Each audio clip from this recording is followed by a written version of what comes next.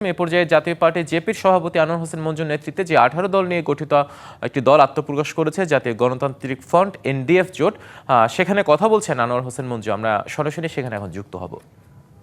বিজ্ঞানের ছাত্র ছিলাম, আন্তর্জাতিক ইন্টারন্যাশনাল রিলেশনের ছাত্র ছিলাম। তা আপনি আইল্যান্ড কেমন করে আয়ে আমার উপদেশ দিতেছিলেন। আমি রাজনীতি করি 18 বছর বয়স থেকে। ও হালা এসে আমার পাঠ করে কয় এইটা করো এইটা করো। আরে মুখ সামলায় কথা কয়, আমি কোনো অন্যায় কথা বলি নাই। মুরব্বীদের সম্মান করো সে নাই, এত উপদেশ দেওয়া কেন? সেই জন্য আমি বলি, এই যে নতুন যে প্রচেষ্টাটা আপনারা যারা গ্রহণ করে উদ্যোগ নিয়েছেন, আমি তাদেরকে ধন্যবাদ জানাই। আমি জানি তারা ব্যর্থ হবে, আমি জানি তারা ব্যর্থ হবে, এতে কোনো সন্দেহ নাই। মানে কেন অতীতে যা হয়েছে লজিক, তাই না? আচ্ছা না হলে আমি দেখবো না।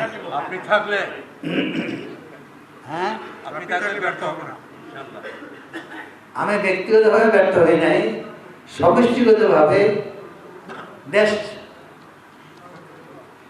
চালাতে, দেশের সেবা করতে বললেন, গেলাম, শেষ করলাম স্বৈরাচার।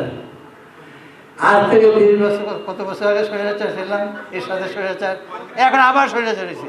মানে মাঝখানে কি হলো আপনার চিন্তা করা দরকার। এই জন্য আমাদের লেখাপড়ার সিস্টেমটাকে পরিবর্তন করা দরকার।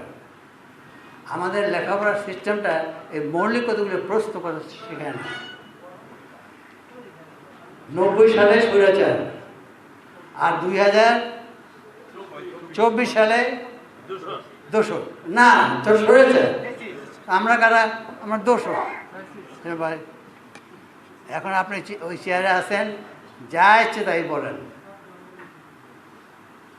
কিন্তু মনে রাখবেন এই চেয়ারে আরো লোক ছিল, আরো লোক আসবে, একই ভাষায় কথা বলবেন, যদি না আপনারা স্বাধীনতার মর্মনা উপলব্ধ করেন।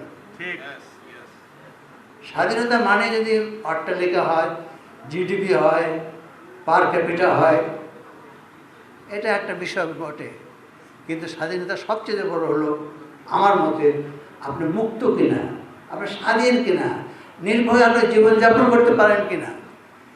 এই মৌলিক জিনিসগুলি যদি একটা রাষ্ট্র নিশ্চয় যদি না পারে, তারপর যত অট্টালিকাই করুক, যত জিডিপি করুক, তাদের কোনো লাভ নাই।